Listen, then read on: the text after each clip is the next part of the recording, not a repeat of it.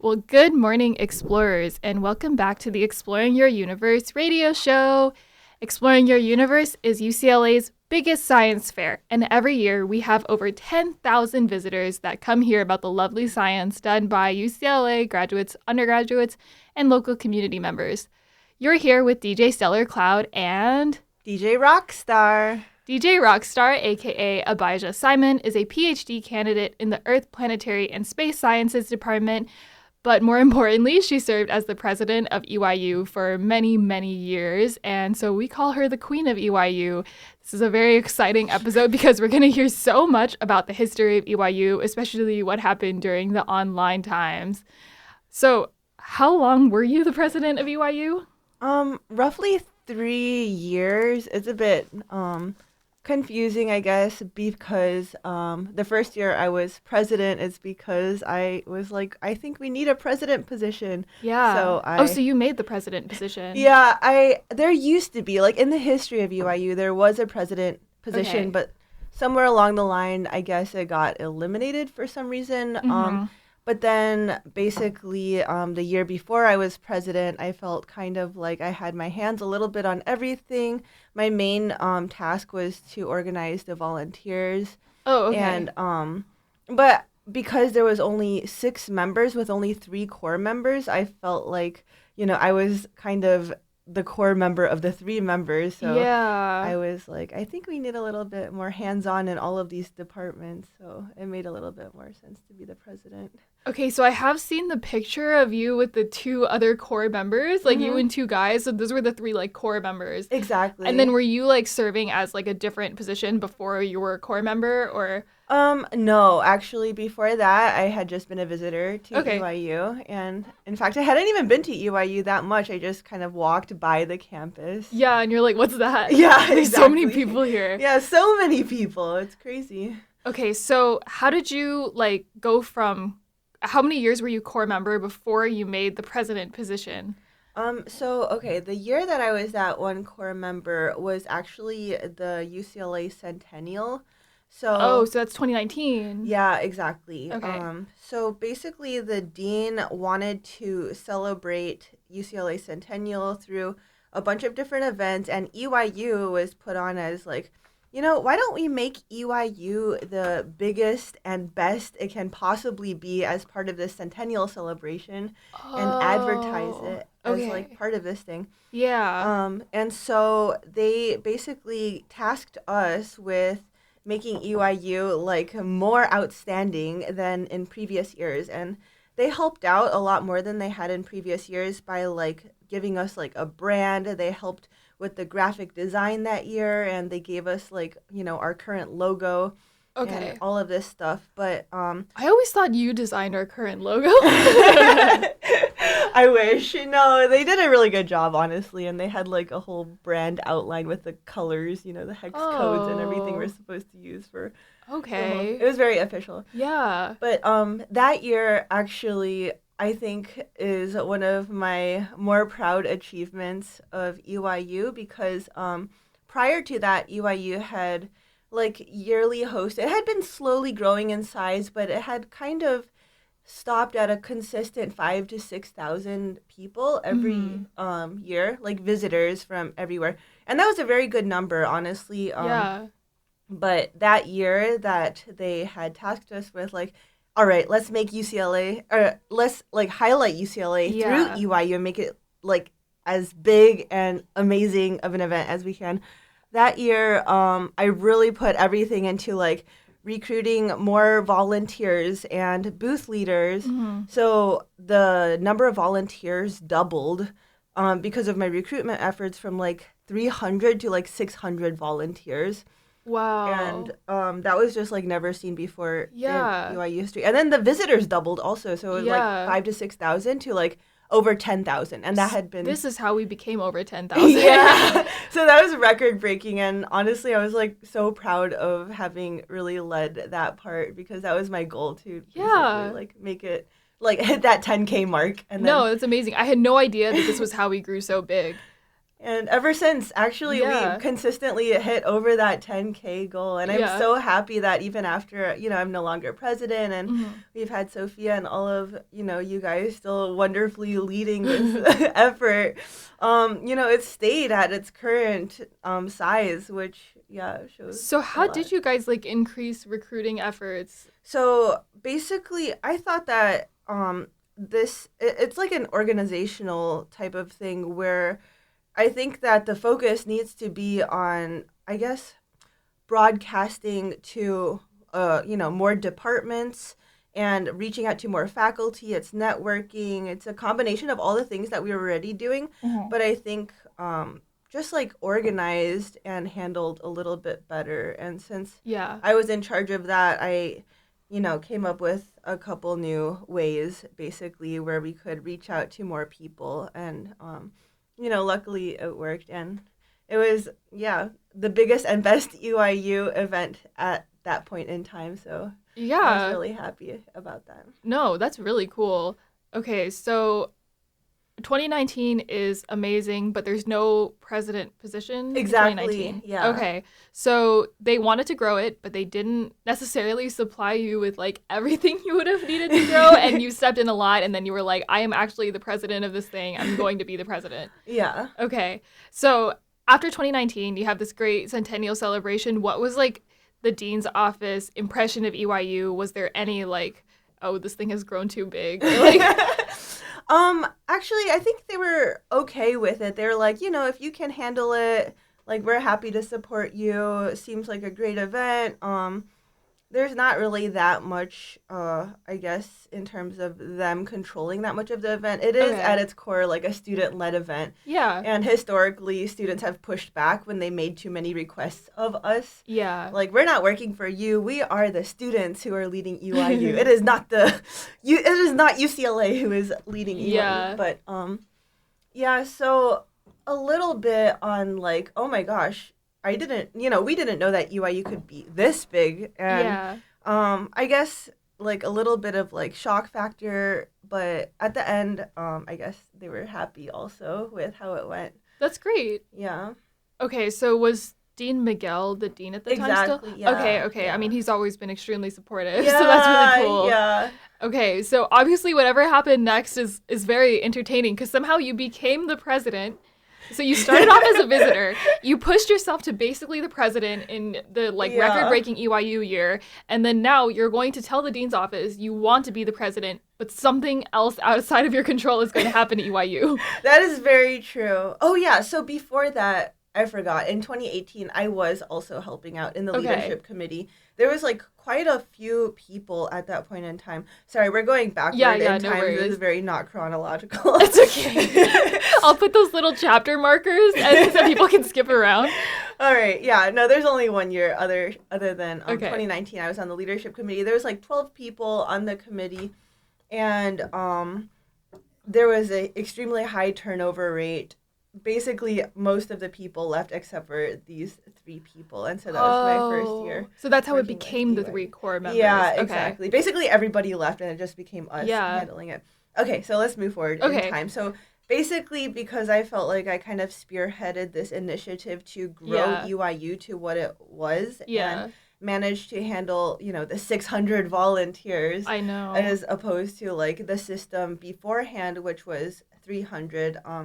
Through kind of automating a lot of these processes where volunteers were assigned to these booths. And after that, I basically wrote what I thought were better defined roles for the EYU committee. Mm-hmm. And of that, there was a president position. And I was like, hey, so let's make it a democracy, but I nominate myself. What do you guys think? And I mean, those 2 guys, they're like, you got this.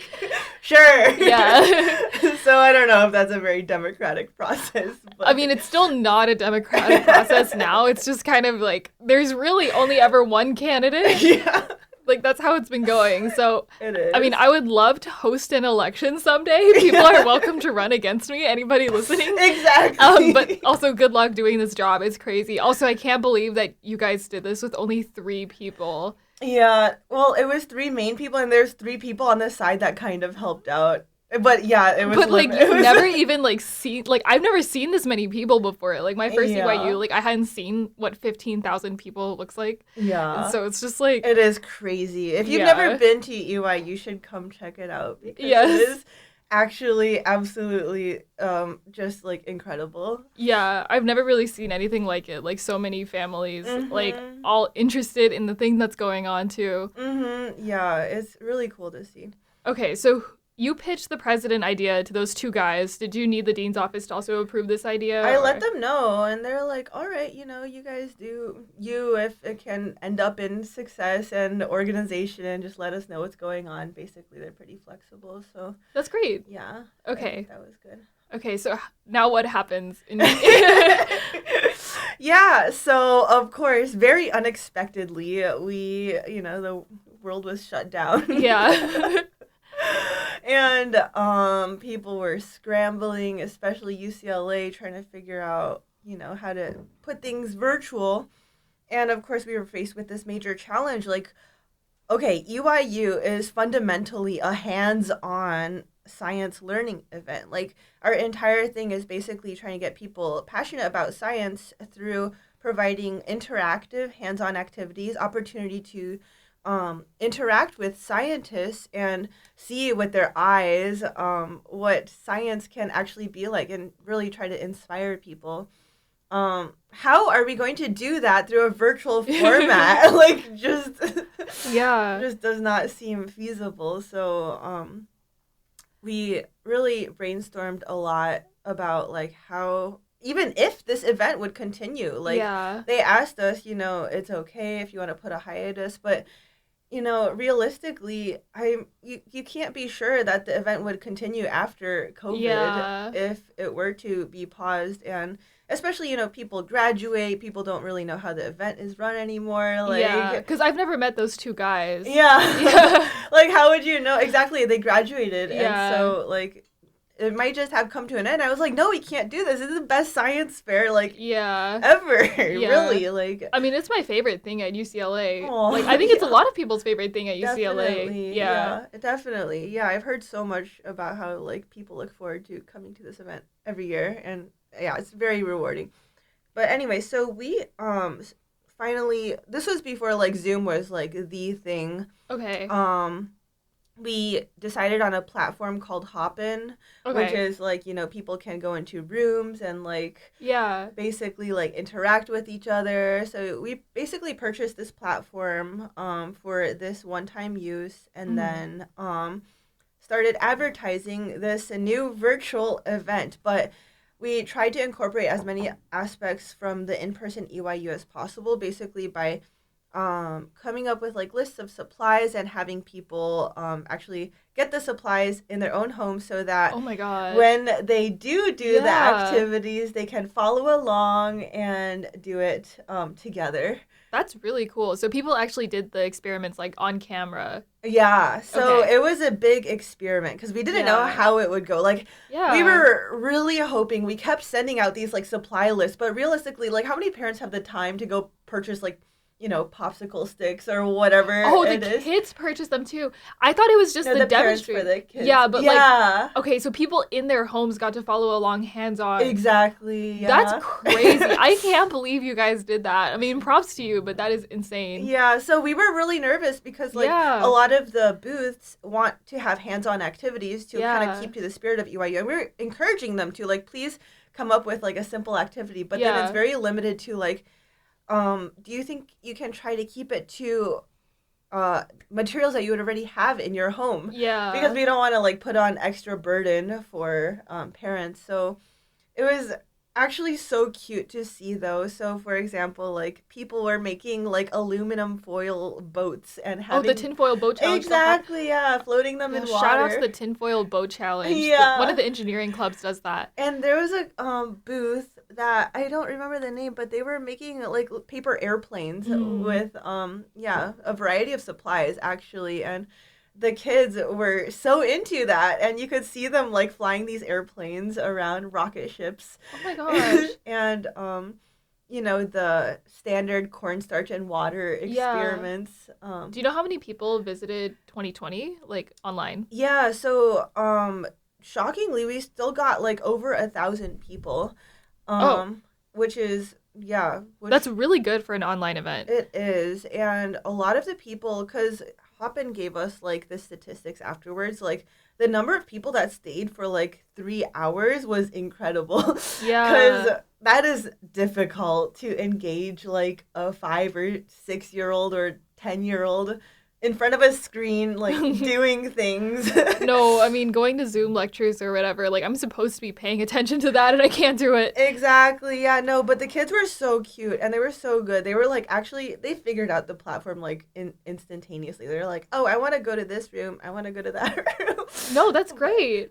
you could see them doing the activity like on Yeah. the camera, and you could see the booth leaders interacting with them. So, like, And when you go into a room, it's kind of like a big group Zoom where everybody can see each other and then the kids can also do the experiment with them. exactly. Wow. So it was like different booth rooms had different equipment supply lists, so they just matched it up with like the things that we had already told them to have. Yeah. And so people were like excited because they had already gathered the materials for like certain booths. Oh, that's And true. Because that's if so you much. bought like a whole roll of aluminum foil, Yeah. like, going to the boat room. Yeah, exactly. So, and it was just, I mean, amazing the amount of effort that some of these parents put into their kids too, because they like put food Yeah. coloring in the cornstarch and let their kids get all Oh, messy in front of the camera screen, which was so cute to watch because they're like, yeah. this is how Newtonian fluids work, or Oh my gosh. That's yeah. so cool, though. It's really amazing that so far, 2019 and 2020 have just been like the most craziest years for EYU for you.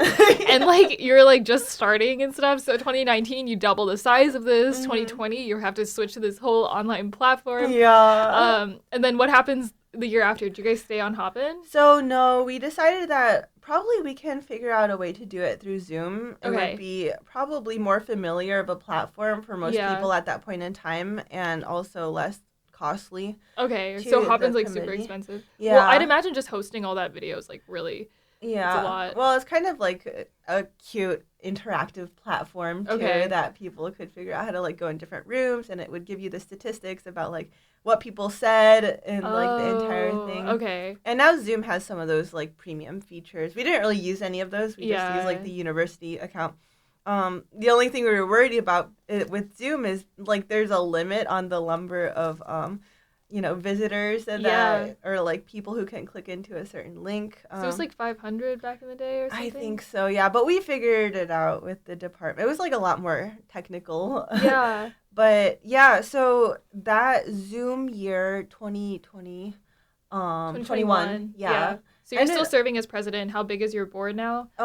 my board is at that point, I think 10-ish people. I Okay. think 9 or 10 people. So that's actually pretty interesting because the board remained like a similar size to the in-person Yeah. size, and it seemed to work out. Like the roles that I, designed for the in-person event actually Yeah. transferred over pretty directly to the virtual event. It was just, everybody was adapting at that time to a virtual format. But of course, Yeah. it was kind of sad because at that point in time, it had already been 2 years of virtual, right? And so Yeah. some people had just never even experienced an in-person EYU before. Yeah. And it's like, what is this event even? What is it supposed to be? Like, I mean, that is what I hear a lot. Well, I guess, spoiler alert, eventually we'll get to a point where Abijah is the only known person to have experienced an in-person EYU. But how did the Zoom year go? Like, did we oh, have better attendance? Same? it was similar. I think it was probably around the same number of Mm-hmm. people. We similarly did the, get the supplies at home, and then booth leaders, like, can you, try to emphasize it, stuff that the parents would already have on hand, like flour, cornstarch, tinfoil, toothpicks, Yeah. things like that. And the parents were similarly committed to like helping their kids like find love through interactive science and really like provided what they need. And it's just so cute to see some of these kids like stay online for like an hour talking to the scientists, asking Yeah. questions, and really like finding enjoyment out of what is really difficult through a screen, honestly. But that showed me that like we kept to the core, the heart of EYU really, and it was so rewarding to see that we managed to reach the kids in a similar way. Are you able to put this heart of EYU into like a soundbite or a sentence? Because like you're describing this feeling, and everybody has sort of described different aspects of this feeling, but I feel like you might know it best. What do you mean by a soundbite? What is? Or just like, one or two sentences, like the point of EYU is this. Because the point of EYU is not science experiments. It's not necessarily all these people walking around on campus. Because like you're saying, we still had it on Zoom. No matter how many volunteers we have, like this general spirit is still around. It is, yeah. I mean, I would just describe it as um, finding, I guess, finding the joy of science through interactive experiments. I think you're the first person to say joy on this podcast. That's what it should be. You know, when you see the delight in the kids' eyes and they light up, they learned something, they get to talk to a scientist, they're like, oh my gosh, I want to design rockets someday. And people are gravitate towards the booths that they naturally have an interest in, which is kind of what it should be about, right? Yeah. So you find your own interest. A lot of times you didn't even know that there was this field to begin with, and then you can talk to people who work in the field, and maybe something clicks, and that becomes kind of your goal for when you grow up. You suddenly want to be an astrobiologist. Yeah, why would anyone want to do that? But yeah, I'd imagine by 2021, people were feeling a lot of like Zoom fatigue. I know by then I was kind of like done with Zoom. So I think it's really impressive that y'all still kept up this stuff, because like a lot of people at that point were like, we don't care anymore. We're just going to go out and catch COVID. But yeah, so EYU remained on Zoom. Abijah was still the president. Is there anything else memorable about 2021? What was the year that Maya and Bialik came by? Oh, I think it was 2020. Oh, okay. So she was on Zoom. Oh, geez. I'm probably getting this wrong. Yeah, I do not It's okay. remember numbers. It's okay. I'm sure she's not listening. But for any listeners at home, we'd like to bring a celebrity on campus every time. And there's nobody currently on the board who has experienced this before. You're the only one that I know who has been on the board when we had a celebrity. Sorry, that was probably 2019. It's okay. Yeah, so. But yeah, so we're talking again about like trying to bring people on, and they're pushing for a Bill Nye. Should be super cool. That's been the talk actually for like a while. Every year it comes up, and we're like, Bill Nye. Like, but he's friends with my advisor. Oh. So we have a chance this year, because they're like, we're going to reach out to him through your advisor and be like, oh, his student's running this now, and from our office. Oh my gosh. Yeah. I feel like it's because your advisor is kind of a celebrity also. Yeah, he's kind of a celebrity. But anyway, okay, so you have been through so much stuff being president of EYU. Every year was changing. You didn't have a year that stayed the same. Yeah. I guess like we'll skip forward to 2022 now. Okay, yeah. So, Zoom fatigue is real. People were so over it. So gratefully we managed to, reopen the world, and EYU was going to restart as an in-person event. But surprise, none of the committee has ever experienced an in-person EYU. Wait, also, how many of the committee members that I met in 2022 were in 2021? I think actually most of them had been. Okay. Yeah, so it was pretty inspirational. I think actually grew a lot in my leadership skills throughout the years. Of being part of this event. It's been really great for myself, like kind of personally, learning to manage not just like the 600 volunteers at like a top level, but working closely with like, the few people at the year that it was 3 people, and then expanding outward to learning how to manage like 10 people.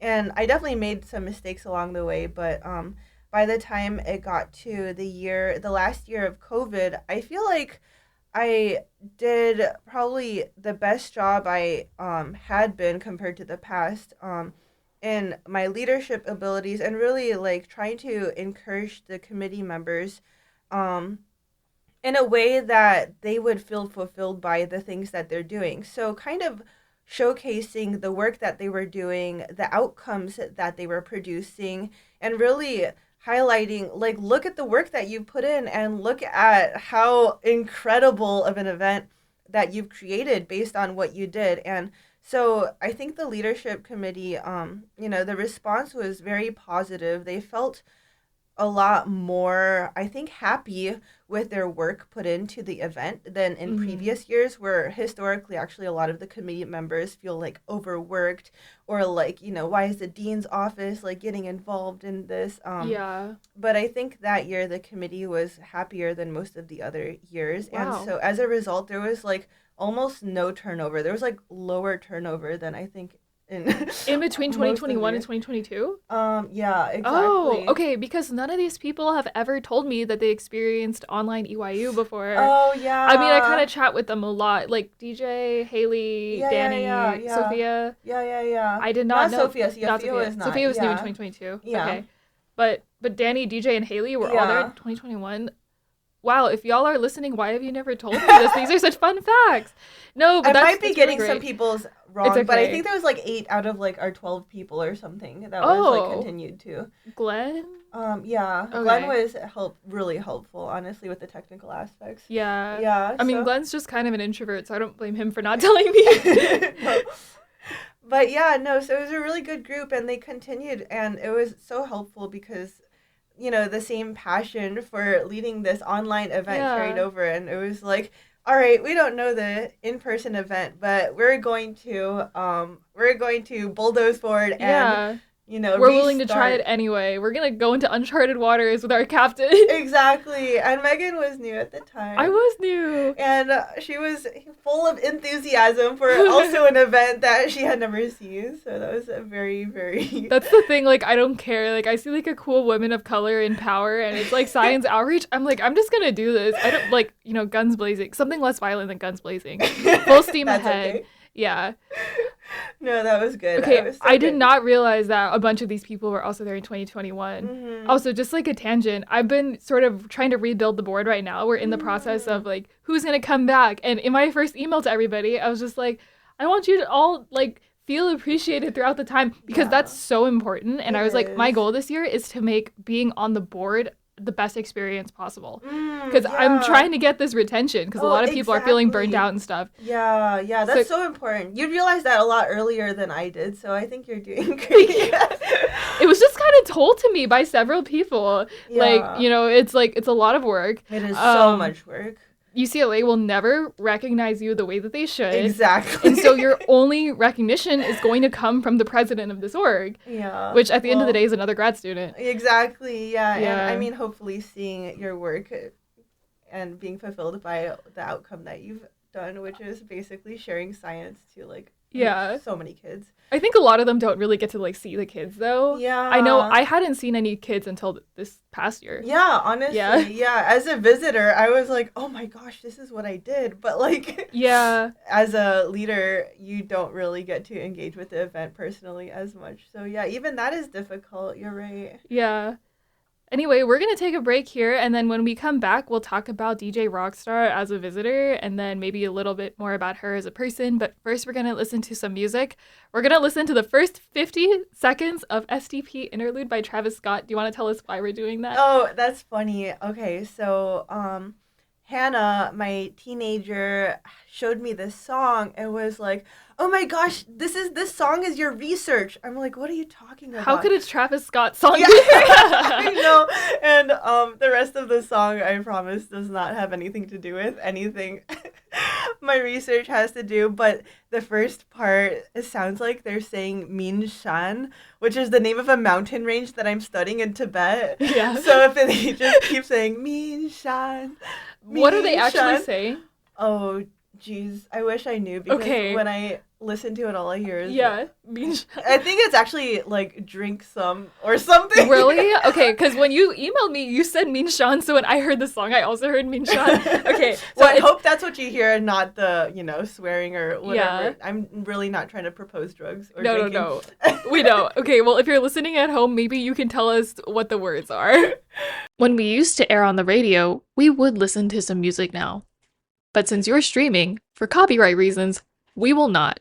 But you're welcome to pause here and go listen to some songs. And we're back with DJ Stellar Cloud and DJ Rockstar. So, just as a reminder, Abijah, our queen of EYU, after she's abdicated the throne, after leading us for like 4 or 5 straight years, which is kind of insane, she's been coming back as a visitor, and I know this because I've been seeing her. So, how has that been? Like, you're walking around, but you're not stressed for once. I know, it's so true. I mean, I tried to look around when I was a leader, but I was always like, what is the next emergency? Like, is there a lost kid? Like, who needs first aid? Oh no, this booth ran out of supplies. Like, it's definitely not relaxing when you're in charge of the event. But coming back as a visitor has been super cool, and honestly, I've been like, oh wait, reminder, this is what we did for so many years, and this is what it has been like, honestly, ever since it reached the 10,000 visitor mark, and it's really just been a gigantic event on campus. I know. So 2023 looks a lot like 2019. Yeah, it does. Oh, that's great. Continue to look, and I mean, it has also, one thing I really wanted also is to kind of diversify the departments represented on campus, because part of the, I guess, a joy of EYU, as you like, is the fact that people can wander around and just wander to the booth that draws their interest. So if you have more subjects, more departments, it provides a greater opportunity for kids to find, the subject that they might like in STEM fields. And, especially women are very underrepresented in all the STEM fields. We really need to provide more opportunities for young girls to see a women scientist in all of these other fields that they might happen to really enjoy. No, you're right. I mean, as much as we might be interested in more of the same stuff, there's people out there who somehow are interested in biology, and I want them to be able to see that biology too. Yeah. No, that's cool. We have diversified quite a bit. We have way more engineering support than we've ever had. Yeah. And we had our first ever life sciences speaker this year. Oh, I'm losing my voice. Anyway, so we have definitely been pushing forward with that goal. Since we're here, do you have any other goals for EYU that you want me personally to try to implement? I think you're doing such an excellent job, honestly. I'm so excited to see where EYU continues to go. And I mean, even as Sophia took on EYU, I was so impressed with her ability also to organize what went well or wrong or everything in the previous year and kind of incorporate that into her vision for EYU. So it really becomes, what you think is important in the years. And I really think you're going to do excellent. Oh, thank you.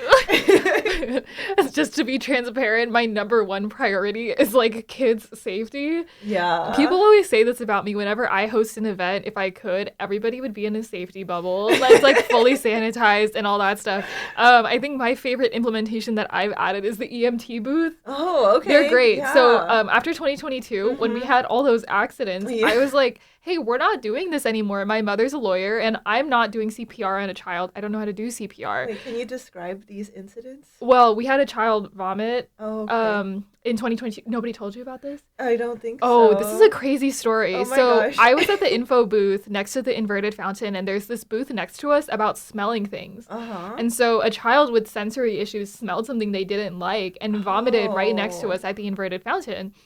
And so our staff member at the time is on the intercom, hey, some kid's throwing up, you guys need to take care of this. And I'm like, what do you mean we need to take care of this? That's a biohazard. But Sophia picked up some paper and cardboard, and she actually cleaned the vomit. I know. Oh my God, bless her. Bless her. So then I was like, hey, next year, I really don't want you to do that anymore. This is a biohazard. And also it's just not a great look for us. So I was like, we need professional custodial staff. And like, if a kid is going to be throwing up, we need to make sure they're okay and not like spreading something and also not injured. We need an EMT booth. Yeah, So definitely. 2023 and 2024, we have had dedicated custodial staff and an EMT booth. Oh, that's good. Yeah. Yeah. I remember going by the booth. They seemed very well stocked and prepared if anything Yeah. were to happen. I got to sit next to them this year because I was at the Central Oh, Court of yeah. Sciences EMT booth, Yeah. and there was somebody who like got injured, and I sent them over who's Oh. like, okay, I feel like justified. But another thing that happened in 2022 was some of the kids got in a fight, Oh. and one of them pushed the other one down the stairs, Oh my and God. we had to call an ambulance. Oh my gosh. Wait, how old were these kids? They're in middle school. Oh. It's like two 12-year-olds. One of them pushed the other one down the stairs. Wow. I know, but she did get taken away in an ambulance. Wow. Yeah. That is crazy. So I guess with the EMT there, then Yeah. they like took care of the situation immediately. Yeah, and I was like, also just having some uniformed people might help out with this lost kids issue. Oh yeah. There were I a few remember. lost kids in 2022. Yeah. They're every year, I don't know, one or two kids manage to wander off away from their parents, then the parents are looking for their children. I remember there was a kid who wandered all the way over to the sculpture garden. Oh, that's far. Yeah, I think he was so young too. He was like 5 years old. Oh, And so how do they even walk that much? I know. But yeah, to those listening, EYU is not a dangerous event. No.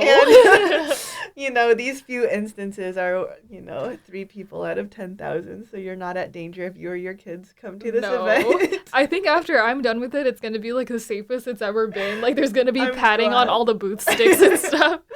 That's true. Yeah. But yeah, so those are some of like the huge improvements that I think we've seen internally. And I was thinking about it. I was like, Abijah wouldn't have thought of this because her last one was on Zoom. That's true. Not much danger on Zoom other than what the parents have to manage, I guess, with kids in the home with the scissors and The whatnot. scissors. Yeah. Yeah, but I think that kind of wraps up like our EYU chapter. What do you think is the biggest lesson that you've learned from being a part of EYU, from like lower board member to upper board member to we need a president position to now being a visitor? Oh my gosh, there was a lot in there. So you said, what is your biggest Like what is like your takeaway from all of this? This has been such a huge part of your life. It has been, yeah. Honestly, EYU is so like time consuming and just it really took up my entire life. I put everything into this event. I was, so driven by what I thought this event could be. And, every year as I've seen how much of an impact it has on the LA community, I really, feel very rewarded by what this event can do. I mean, it's a free science event and it's not, easy for a lot of parents to find, free interactive events that are educational and really will provide the kind of service and in-person interaction. Like, you're meeting professional scientists like everywhere. It's just, and for free, you get to talk to them and ask them questions, like anything you want. It's not, a normal science event. It's not a science camp. You don't have to have anything. And I mean, at a science camp, you're kind of just talking to a teenager. But here, you get like 4 hours with a professor. And like being a graduate student, to get 4 hours with a professor is hard. Yeah. So it's really like a crazy experience. It is. It's so one-on-one.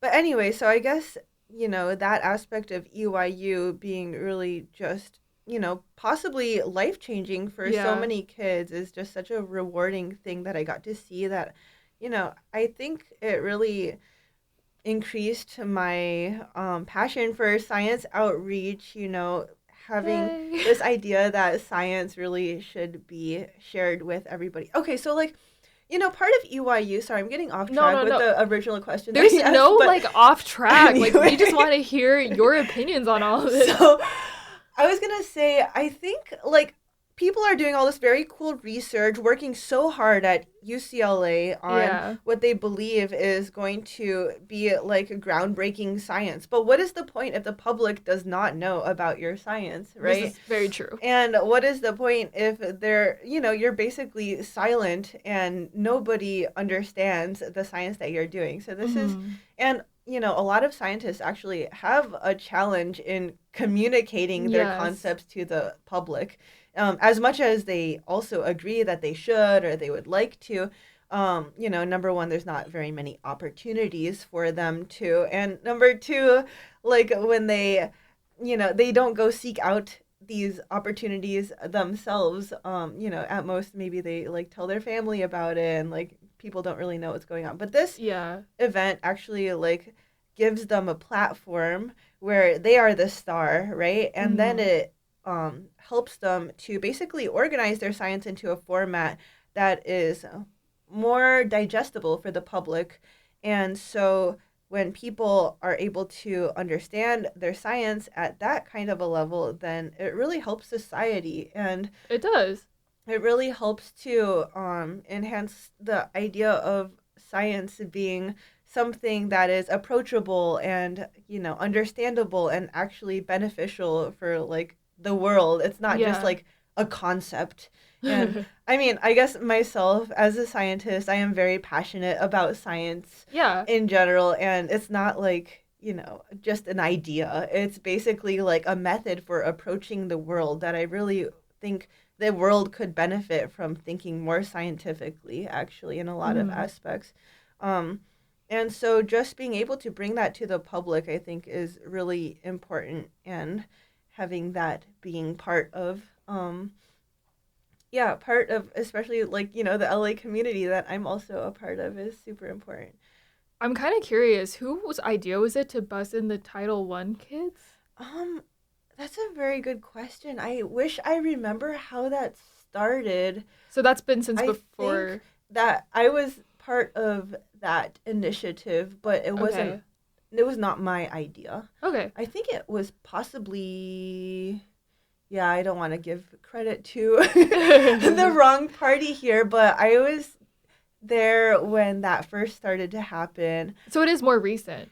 It is more Okay. recent. Yeah, it was not all the time. And I think it was part of the initiative to make EYU bigger. So it might have been 2018. Oh, okay. That Yeah. is definitely my favorite part of the event. Yeah, me too. I Yeah. love that. Yeah. And it's did you explain this part of the event already? No, you're welcome to explain it. Oh, I mean, so we provide free buses to Title One schools, and I mean, bless these teachers who volunteer their time to monitor a busload of 50 kids and Hmm. come to this event. But, these kids who come from pretty far away basically spend all day at this event and get this opportunity that they really wouldn't have otherwise Yeah. to look at science in a new way.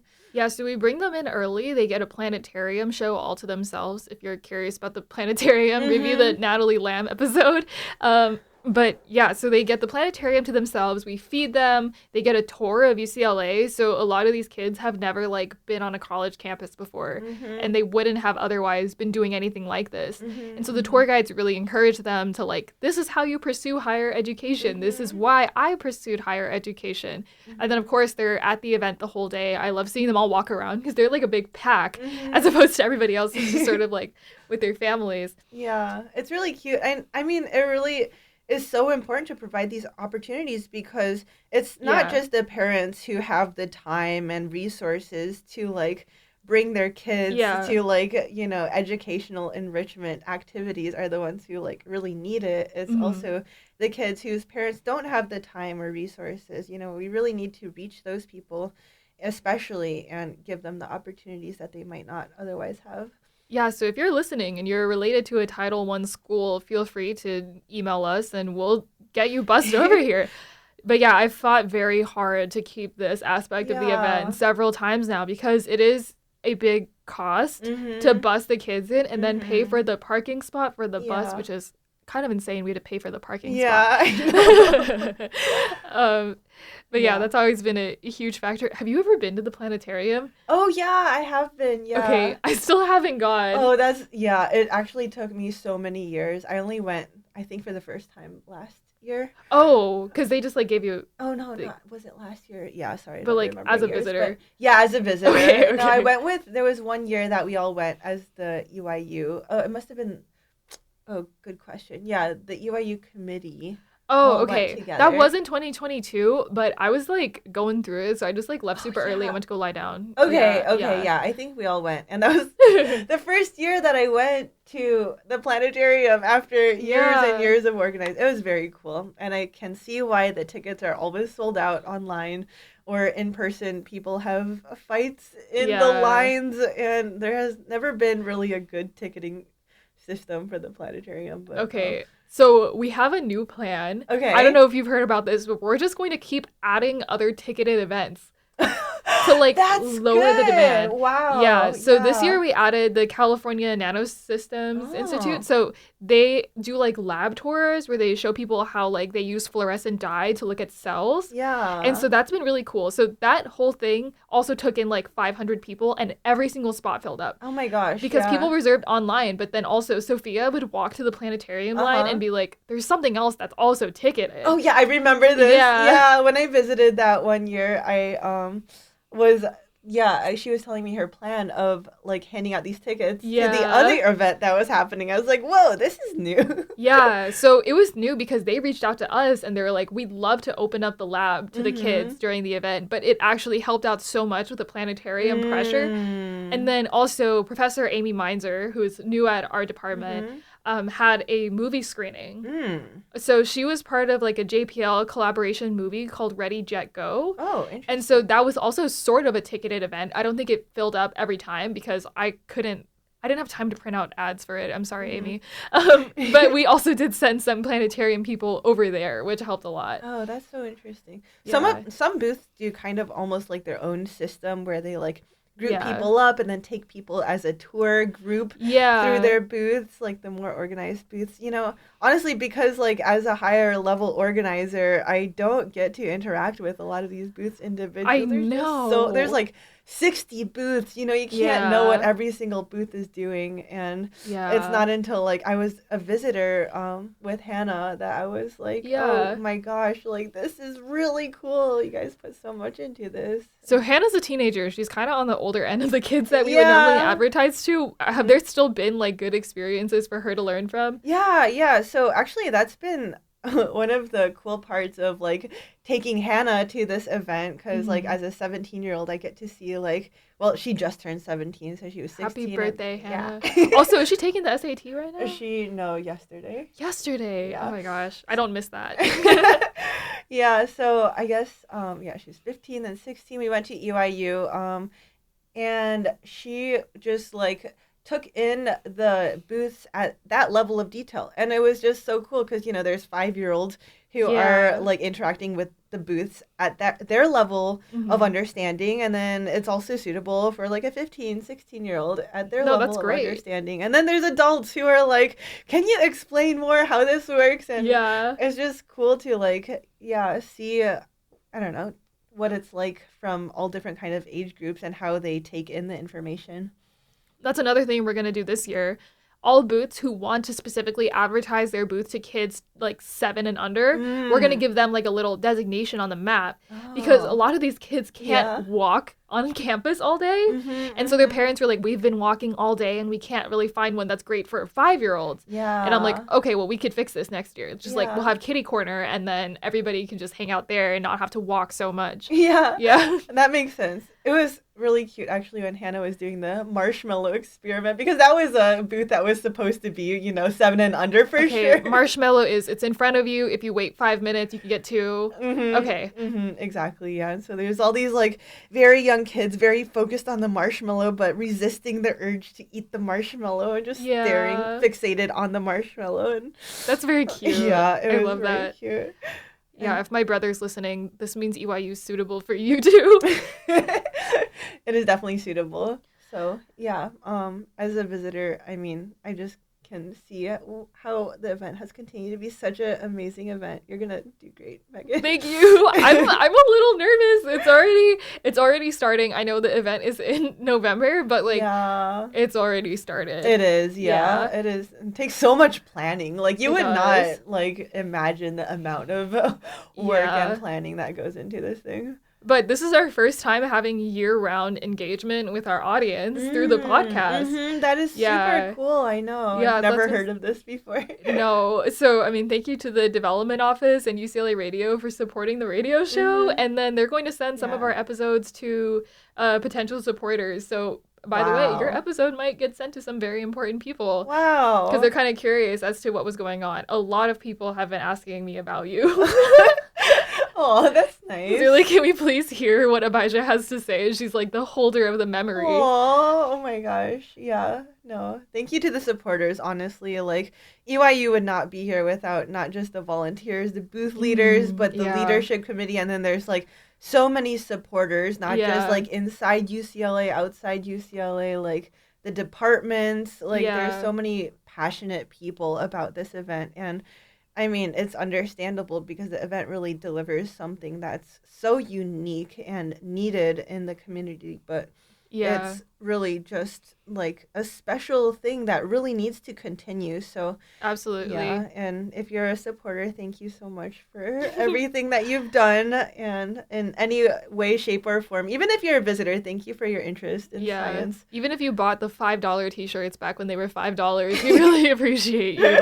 Yeah, and I'm very grateful to everybody who make EYU possible, and especially, this podcast is so cool. Imagine EYU like continuing its legacy like throughout the year is just, something unheard of. Yeah, this is going to be interesting because in a few years I'll have to find both a new president and a new podcast host, which is it's going to be really funny. Yeah. But anyway, my last question, and I ask this to everybody, is if you were a kid at EYU, what would you have wanted to have heard from like a booth leader, a volunteer, or even a you that happened to be walking around? What would I wanted to hear? Yeah, like what would you say to your past self? Oh, wait. Because like when I was 5 years old, if I had been walking around this event, there's some things that would have stuck with me and others that wouldn't have. So what is something that would have stuck with you? If I was a kid wandering around the event, what would have stuck with me? I think that what would have stuck with me is honestly how many different fields of science there are. And this is true. Because as a kid, you only think like white guys with beakers. Yeah. It's like chemistry. Science is chemistry. Or like whatever the single subject that you're learning in school is. Because you have science, right? Yeah. You have science class. And then you're just learning that one thing in science. It's like, and we're really like saying, wait, this is science. Like this is STEM. This is, what math can be. And it would really broaden my horizons of like what the definition of this word is, or, what I could be potentially interested in. Yeah, so I guess we need to keep pushing for this diversification of booths and volunteers and all that. So if you're from a department that's not very well represented, math, statistics, these people who only have like 2 booths, even psychology, I think is newer, but we're still at like 3 psychology booths. I think that definitely has room for growth. Yeah, I think that's all really wonderful. I'm really glad that you're keeping to this initiative because, I was really happy when I got my first engineering booth and I was like, oh my gosh, finally. Yeah. Especially like the physical scientists and the engineers. The engineers are like the bougie versions of us. They're like the cool kids who actually like have the funding to do what they're trying to do. That's true. But I mean, engineering is fundamentally hands-on. Like it's literally a perfect fit for this. But I think it is a perfect fit. Part of the reason why it's challenging is because, we are under the Division of Physical Sciences, and so working with their funding, they're not as inspired to like have these booths incorporated into our event. But that's true. I'm like, okay, well, our goal is not to make UCLA Physical Sciences look good. I'm sorry. It's to have the best science fair and the best possible outcome for the kids. And that's really what I cared about from the beginning. So. No, that's great. I think that should be the point of the event. I'm going to do my best to push your philosophies forward. This is also very important to me. Everything that you've said really resonates with me. And I think, I hope it comes through in my eventual leadership of this event. I think it will. I really think it will. Yeah. But yeah, do you have any final words that you want to leave our audience with? I don't think so. I mean, I just wanted to make a funny comment. You keep talking about how, the president role is kind of like not that democratic of a process. Part of that is because it's just so much work. Who It's wants so much work. to do that? It's a lot. If you're like, oh yes, I will do that, everybody's like, thank God, Yeah. somebody wants to do all of that. We all want a full-time job on top of our full-time jobs. Exactly, yeah. You were actually working like 2 jobs because you were a grad student. You worked at the water district. Yeah. And you were doing this. Yeah. It was a lot. So yeah. Many late nights and extra work that I'm really grateful that you will continue Thank you. onward with. So thank you so much for everything that you do. Of course. But anyway, we didn't get to talk about your research on this episode because we had so much to talk about. So we could low-key do that on a future episode if That's you're down. true. But anyway, I normally ask this because we like end on research and then I'm like, how can people keep up with your research? But is there a way people could start to learn about your research? Do you have a website? That's funny. Unfortunately, I don't have a website with my research on it. Yeah. It's okay. But thank you for the question. I guess you can reach out directly to me. My name, Abijah, is not that common of a name. So if you just Google my name, there are ways to contact me. I know, you're actually Googleable. My email is abijah@ucla.edu. Oh my gosh, that's so cool. I know, I'm like, oh, that is me. That is the Abijah@UCLA. So, that's the contact method if you want to reach out to me for anything. But thank you, Megan. Yeah, thank you so much for coming. This has been great, and I think this episode is going to be referenced for years to come when people are like, what happens at EYU? Okay, one last thing. What does DJ Rockstar mean? DJ Rockstar. Well, obviously I like rocks, and I'm a rock star. Absolutely. Well, you heard it here first. Today you got to meet the queen of EYU, DJ Rockstar, Abijah. It's been so lovely having you. Thank you for coming. Thank you. And with that, never stop exploring.